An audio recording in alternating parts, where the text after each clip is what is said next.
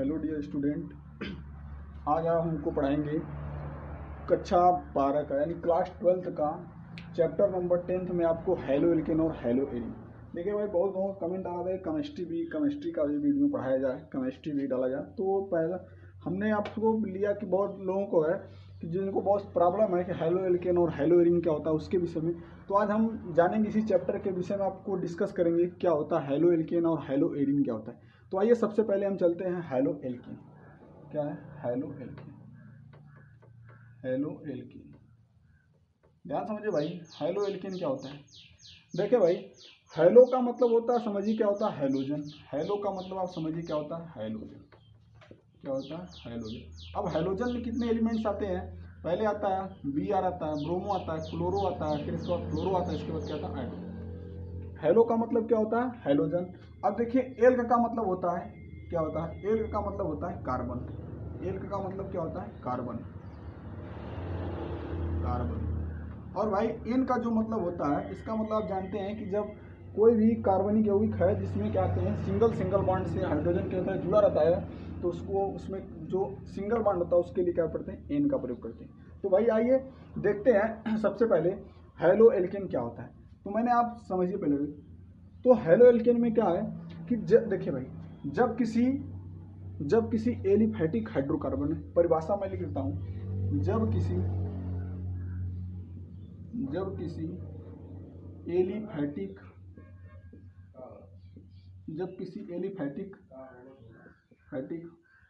Hydrocarbon,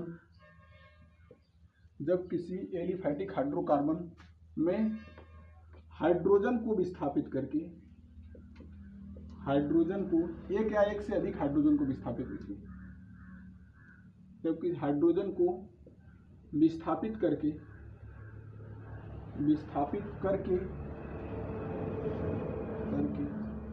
उसके स्थान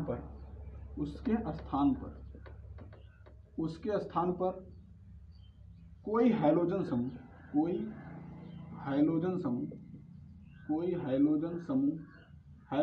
में मेरे कहने का मतलब है Br है, Cl है, Fl है और क्या I, चारों अगर उपस्थित होते हैं तो जिस यौगिक का निर्माण होता है, चारों अगर उपस्थित होते हैं तो जिस यौगिक का निर्माण होता है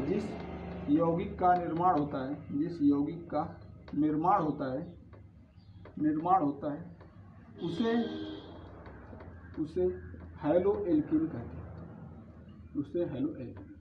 अब एग्जाम्पल के द्वारा आप समझ जाएंगे अच्छी तरह से कि हेलो एल्केन क्या होता है। मैंने आपसे बताया कि कोई भी एलिफैटिक हाइड्रोकार्बन, अब हाइड्रोकार्बन क्या होता है, मैंने कहा कि कार्बन और हाइड्रोजन के संयोग से बने हुए यौगिक को आप क्या कहते हैं हाइड्रोकार्बन। अब देखिए एलिफैटिक हाइड्रोकार्बन क्या होता है, जैसे मान लो मैं पहला अगर एलिफैटिक हाइड्रोकार्बन की अगर बात करूं तो वो सबसे पहले क्या होता है मेथेन होता है। क्या होता है मेथेन होता है। अभी इसका लिखा जा रहा है CH4, क्या है CH। मैं इसकी संरचना अगर डिस्क्राइब करूं तो इसको लिख सकते हैं ऐसे CH।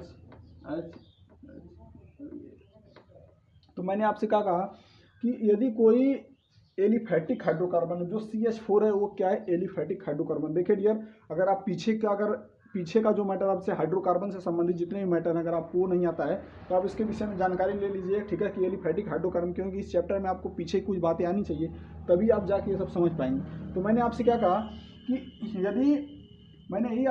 यदि किसी एलिफैटिक हाइड्रोकार्बन में, तो देखिए CH4 जो है वो एलिफैटिक हाइड्रोकार्बन है। तो एलिफैटिक हाइड्रोकार्बन में यदि किसी भी हाइड्रोजन को हटाकर, की चारों जो हाइड्रोजन लगे हुए कार्बन के चारों तरफ जो हाइड्रोजन लगे हुए हैं, इनमें से हटाकर, चाहे इसको हटाकर इसके स्थान पर चाहे Br आ जाए, चाहे तो Cl आ जाए, चाहे तो क्या जाए Fl आ जाए, चाहे तो क्या जाए I आ जाए। ऐसा नहीं कि इसी हाइड्रोजन को, इस चारों हाइड्रोजन में चाहे जिसको हटाकर, चाहे अगर इन चारों में से कोई यौगिक अगर या कोई परमाणु यहाँ पर उपस्थित होता है तो उस यौगिक को ही आप क्या कहते हैं हेलो एल्केन। जैसे मान लो मैंने यहाँ पे लिखा है CH4 की संरचना जब बनाया जाएगा तो ये बनेगा CH, यहाँ पे H और यहाँ पे H और यहाँ पे। तो देखिए जैसे मैंने कहा कि इस हाइड्रोजन को हटाकर अब इसके स्थान पे जाएगा Br आ गया, तो ये जो नया यौगिक बनेगा इसको लिखा जाएगा CH3Br बनेगा। तो यह जो यौगिक है या इसी यौगिक को ही आप क्या कहते हैं हेलो एल्केन। तो मैंने आपसे यही कहा था कि यदि किसी एलिफैटिक हाइड्रोकार्बन में हाइड्रोजन को विस्थापित करके या हाइड्रोजन को हटाकर उसके स्थान पर अगर कोई हैलोजन समूह उपस्थित होता है तो उस यौगिक को ही आप क्या कहते हैं हेलो एल्केन। अब ध्यान समझिए, बात आपको समझ में आ रही होगी डियर, तो बताइएगा। अब देखिए आगे आता है hello Erin. Hello Erin, hello Erin. अब हेलो एरिन में क्या होता है, मैंने आप अब देखिए हेलो एरिन में भी बात यही होती है, मतलब हेलो एरिन के लिए देखिए हेलो एल्केन के लिए सबसे पहले आपको एलिफैटिक हाइड्रोकार्बन होना चाहिए, जबकि हेलो एरिन के लिए सिर्फ कैसे होना चाहिए, एरोमेटिक हाइड्रोकार्बन होना चाहिए, मतलब उनकी कुछ स्पेशल संरचना होनी चाहिए, तो उसी को आप क्या कहते हैं, हेलो एरिन कहते हैं। देखिए समझिए, मैंने कहा कि जब किसी एरोमेटिक हाइड्रोकार्बन में हाइड्रोजन को हटाकर उसके स्थान पर कोई हाइड्रोजन समूह उपस्थित होता है तो उसे हेलो एरिन कहते हैं। देखिए डियर, अब एग्जाम्पल की बात जब करेंगे तो एग्जाम्पल में आप समझिए, सबसे पहले एग्जाम्पल अगर आप समझ लेंगे तो आपको समझ में आ जाएगा। ध्यान समझिए भाई। अब देखिए हेलो एरिन का अगर पहला मैं यौगिक लूँगा तो उसमें हेलो एरिन का पहला यौगिक मैं बेंजीन लेता हूँ, जिसकी संरचना आप लिखना चाहें C6 और H6। अगर इसकी हम संरचना ऊपर बनाएं तो संरचना इसकी यही बनेगी। देखिए भाई, हाइड्रोजन यहाँ पर रहेगा, हाइड्रोजन यहाँ पर रहेगा, हाइड्रोजन यहाँ पे, हाइड्रोजन यहाँ पे, हाइड्रोजन।